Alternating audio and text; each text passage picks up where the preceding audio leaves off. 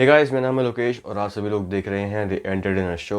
तो आज की इस वीडियो में हम लोग बात करने वाले हैं हाईजैक के एपिसोड 7 के बारे में, जो कि इस सीज़न का होने वाला है फिनाले एपिसोड।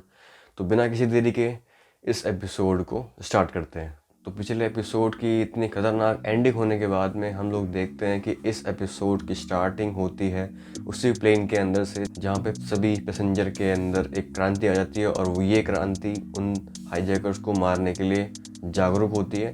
और यहीं पे हम देखते हैं कि कॉलिन, जिसने फिलहाल में पिछले एपिसोड के अंदर टेरी के ऊपर हमला किया था, उसके पास में अब टेरी की गन होती है। अब उसको पता नहीं है कि वो गन कैसी है, वो गन नकली है या फिर असली है।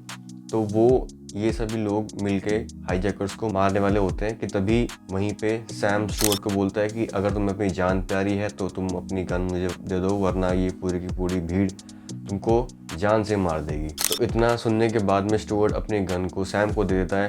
आखिर जान किसको प्यारी नहीं होती अपनी, सभी को जान प्यारी है, जान है तो जहान है। तो यहाँ पर स्टुअर्ट ने अपनी जान बचाई और अपनी गन सैम को दे दी। कॉलिन, जिसको भी गन मिली थी, वो अब सैम के पैर पे शूट करता है और यहाँ पे वो बोलता है कि तुमने हमें धोखा दिया है, तुम हमें पागल बना रहे हो, ये है फलाना ढिमकाना। तो जब वो उसके पैर को शूट करता है तो उसको पता नहीं होता है कि जो ये गन है उसके अंदर बुलेट्स असली हैं या फिर नकली है। तो यहाँ पे सैम बोलता है कि जो उसके पास गन है उसके अंदर ही सिर्फ असली बुलेट्स हैं, बाकी जितने भी गन्स वगैरह हैं सभी की सभी गन्स के अंदर बुलेट्स नकली हैं। इसके बाद हम देखते हैं कि एटीसी लंदन के सभी एयरफील्ड और एयरपोर्ट को खाली करवा देती है। और यहाँ पे फ़्लाइट के अंदर हम देखते हैं कि बेला और स्टुअर्ट ये दोनों सैम को बताते हैं कि उनको इस बारे में कुछ भी पता नहीं था कि ऐसा कुछ हो जाएगा, ऐसा कोई पैसेंजर आके कैप्टन को गोली मार देगा। इसी के बाद में हम देखते हैं कि सैम अमेंडा से कांटेक्ट करने की कोशिश करता है टेलीफोन लाइन से। यहीं पे अमेंडा गुस्से में आके उस टेलीफोन लाइन को ब्रेक कर देती है, उसको तोड़ देती है, जिसके बाद में उसका जो कांटेक्ट है वो हो नहीं पाता है। यहीं पर अमेंडा को हम देखते हैं कि वो फ़्लाइट की हेडिंग को चेंज कर देती है। जहाँ पे उसको पहले लंदन के हीथ्रो में जाना था, अब वही उसके डायरेक्शन को सेंट्रल लंदन कर देती है। डैनियल अपनी पार्टनर यानी कि सैम की एक्स वाइफ, जिसका नाम मार्शा है, उसको कॉल करता है और बोलता है कि तुम्हें चौकन्ना रहना पड़ेगा क्योंकि अभी का जो माहौल है पूरा ख़राब हो चुका है। तो यहीं पे डैनियल उसको पूछता है कि तुम दोनों, मतलब काय और मार्शा, दोनों सेफ तो होना और घर पे ही रहना। तो मार्शा उसको बताती है कि काय अपने घर पे है ही नहीं। इसके बाद में मार्शा डैनियल को ये बताती है कि उसको एक कॉल आया था, सस्पिशियस कॉल आया था, सैम के डिलीवरी एड्रेस को कंफर्म करने के लिए कोई उससे पूछ रहा था। यहाँ पर डैनियल समझ जाता है कि कुछ ना कुछ तो गड़बड़ है दया। और इसी के बाद हम देखते हैं कि सैम के घर पे एक पुलिस की यूनिट आती है और ये यूनिट उन दो हिटमैन्स को बताती है कि यहाँ पे 999 पे कॉल किया गया है टेलीफोन लाइन से। वहीं हम देखते हैं कि सैम के अंदर जो दूसरा हिटमैन होता है वो सैम को बाहर निकलता हुआ देख लेता है और वो उसको पकड़ लेता है, कह रहा है औकात में। और इसके बाद में पुलिस वहाँ से चली जाती है। वहीं पे हम दूसरी तरफ देखते हैं कि कॉलिनवुड हाउस के अंदर ये बात सामने आती है कि रॉयल एयरफोर्स जो कि लंदन की है, उन्होंने जवाबी कार्रवाई शुरू कर दी है और क्विक रिएक्शन अलर्ट को जारी कर दिया है और अपने 2 टाइफून्स को उड़ा दिया, मतलब इनके फाइटर जेट्स होते हैं उनको रवाना कर दिया है। फ्लाइट के अंदर सैम सभी पैसेंजर्स के फ़ोन को बंटवा देता है और यहाँ पे एटीसी से अलाइस सैम से कांटेक्ट करती है और सैम अलाइस को बताता है कि एक पैसेंजर ने, जिसका नाम अमेंडा है, उसने कैप्टन को मार दिया है और खुद को कॉकपिट के अंदर बंद कर लिया है। वहीं हम प्लेन के बाहर देखते हैं कि जिन 2 टाइफून्स ने उड़ान भरी थी वो 2 जेट्स प्लेन से कांटेक्ट करने की कोशिश करते हैं और उनको बताते हैं कि अगर उनको कोई जवाब नहीं मिला तो हमें ऊपर से हाई मैजेस्टी हमें ऑर्डर दिए गए हैं कि हम इस प्लेन को ख़त्म कर दें, डिस्ट्रॉय कर दें। इसके बाद में फॉरेन सेक्रेटरी पीएम को ये अटैक करने से रोक देती है और बोलती है कि अगर कुछ भी ऐसा अनहोनी होती है तो उसका इल्ज़ाम मैं खुद पे ले लूँगी, आप टेंशन मत लो, आप इस अटैक को रुकवा दो। तो यहीं पे हम देखते हैं जो 2 टाइफून्स उड़े थे उस प्लेन को उड़ाने के लिए, मतलब ख़त्म करने के लिए, वो अब दोबारा से वहाँ से हट जाते हैं और प्लेन सेफली आगे बढ़ता रहता है जहाँ पे उसको जाना था।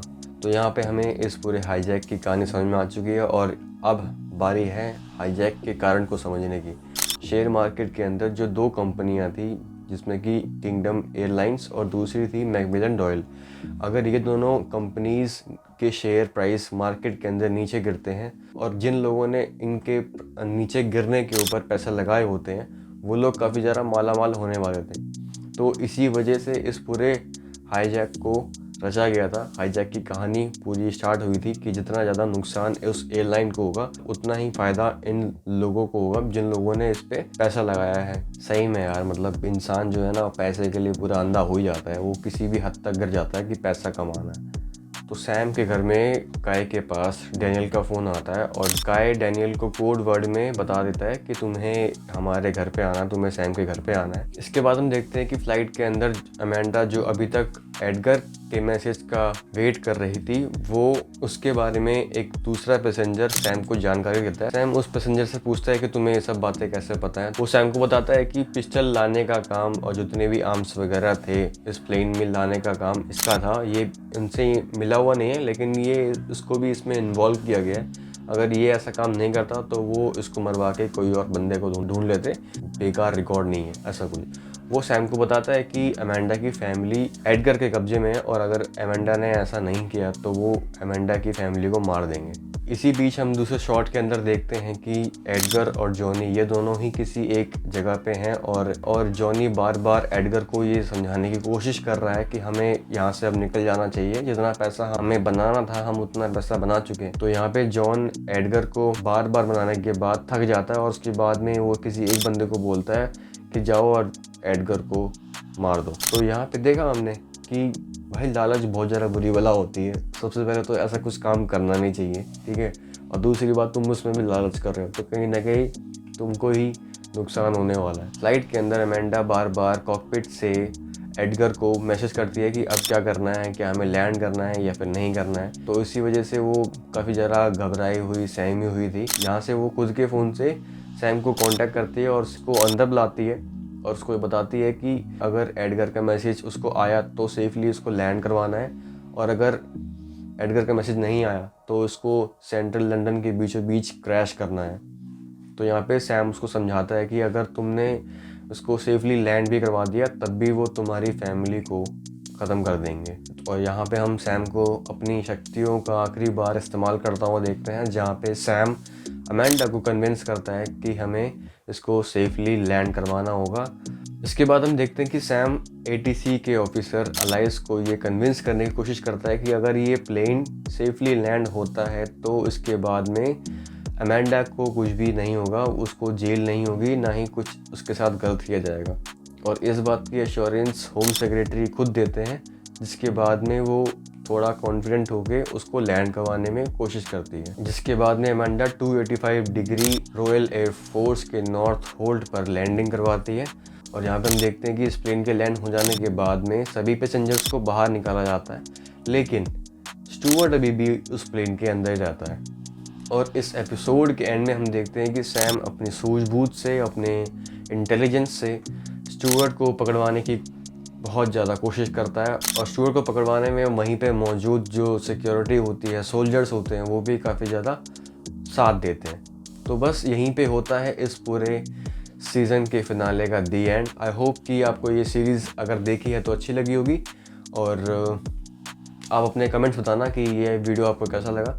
तब तक के लिए मिलते हैं आपसे नेक्स्ट वीडियो में किसी और टॉपिक के ऊपर। Till then stay connected and thank you for watching my video and also bye bye.